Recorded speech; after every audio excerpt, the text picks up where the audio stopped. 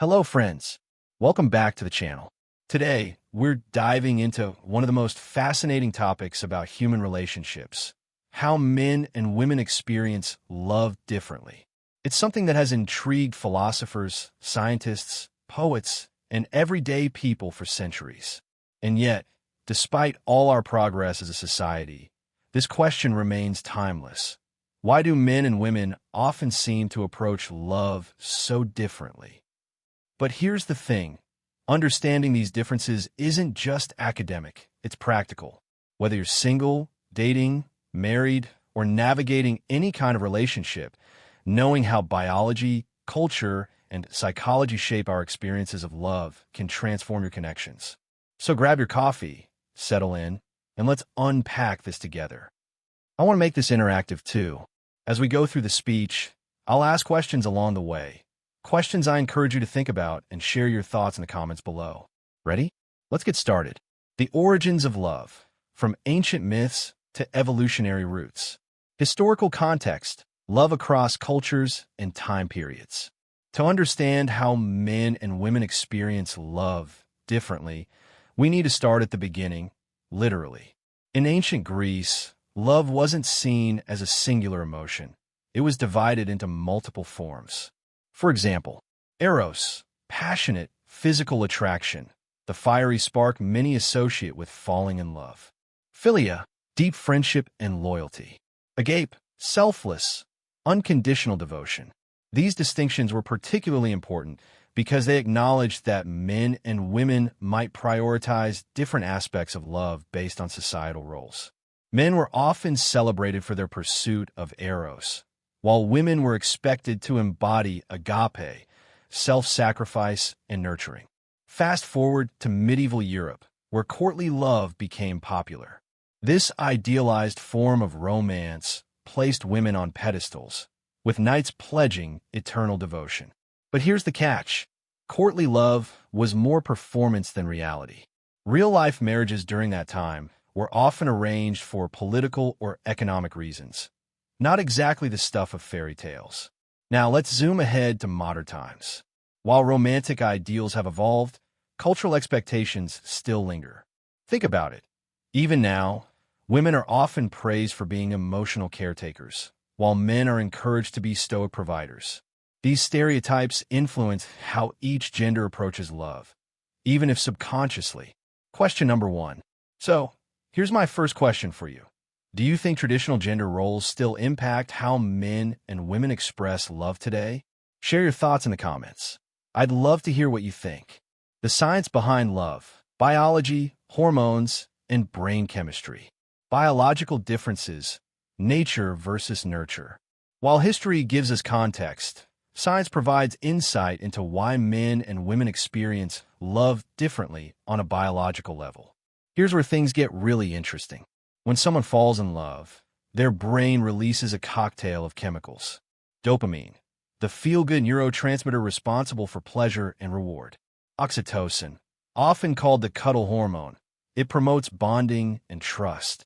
Serotonin, regulates mood and attachment. But guess what? Studies show that men and women don't produce these hormones in equal amounts or respond to them in the same ways. For instance, women tend to release higher levels of oxytocin, which enhances feelings of connection and empathy.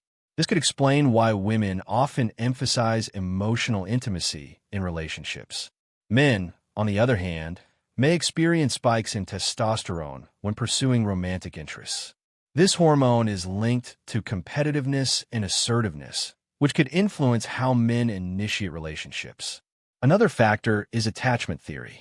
Psychologists believe that early childhood experiences shape how we form bonds later in life. Securely attached individuals, both men and women, tend to have healthier relationships. However, insecure attachment styles, like anxious or avoidant, manifest differently depending on gender. Women are more likely to exhibit anxiety-driven behaviors, such as seeking constant reassurance. Meanwhile, men are more prone to avoidance, retreating emotionally rather than confronting issues head-on. Question number 2. Okay, quick check-in. Have you ever noticed yourself or your partner leaning toward either clinginess or withdrawal during stressful moments in a relationship? Let me know in the comments. Gender stereotypes, breaking down barriers. Our biology sets the stage, but culture writes the script. From childhood, boys and girls are taught vastly different lessons about love and relationships. Boys are told to man up and suppress emotions, while girls are encouraged to nurture and empathize. These messages stick, and they affect everything from communication styles to conflict resolution. For example, women socialize to value verbal expression. Women often use words to process emotions. They crave deep conversations and seek validation through dialogue. Men, raised to prioritize action over words. Men frequently express love through gestures rather than lengthy discussions. Fixing a problem or providing financial stability might feel like acts of love to them, even if their partners interpret it differently. Modern shifts, redefining gender norms. Luckily, we're living in an era where rigid gender roles are being challenged. Movements like feminism and male vulnerability advocacy are encouraging both men and women to embrace their full emotional range. But change takes time. Many couples still struggle with outdated expectations, leading to misunderstandings and frustration. Storytelling segment, a couple's perspective. Let me share a story from Sarah and Mark, a couple I interviewed recently.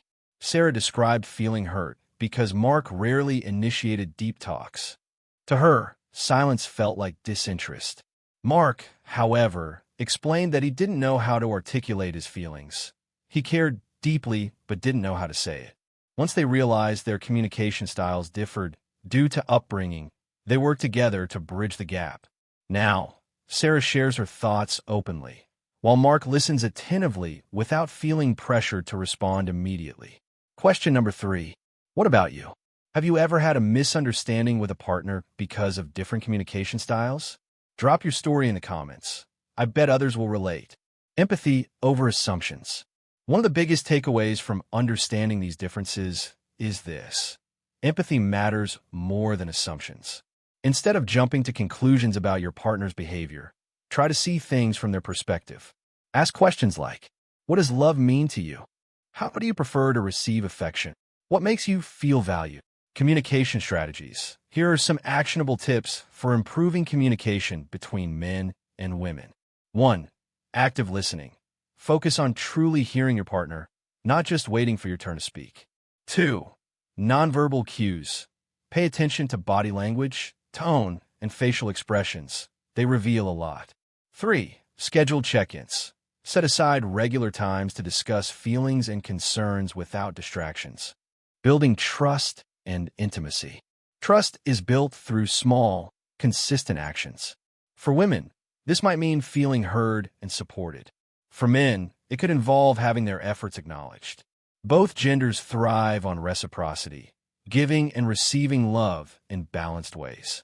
Real-life applications, stories that inspire change. 1. Overcoming miscommunication. Take Emily and David, who struggled with misaligned expectations. Emily wanted daily affirmations of love, while David assumed she knew he cared simply by being present. After attending counseling, they learned to meet halfway. David started leaving little notes for Emily, while Emily stopped expecting him to read her mind. 2.